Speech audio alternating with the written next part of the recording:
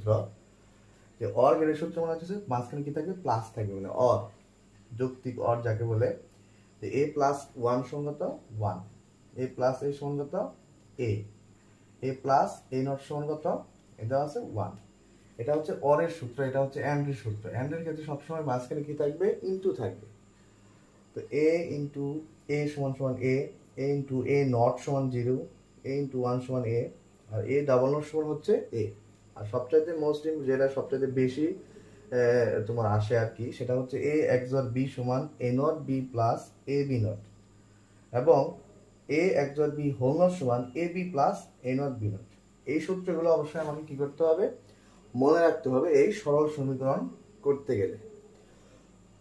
তো সরল সমীকরণ করতে গেলে আরেকটা বিষয় সবচাইতে মাথায় রাখতে হয়, সেটা হচ্ছে আমি কখন কি করব। যখন আমি দেখবো যে প্রশ্নের মধ্যে, মানে প্রশ্নের ভিতরে আমার কি আছে, যে হোল নট আছে, প্রশ্নতে যখন দেখবো আমি হোল নট আছে, হোল নট, সেই ক্ষেত্রে আমি চিন্তা করবো যে এই হোল নটটাকে আমার কি করতে হবে, ভাঙতে হবে।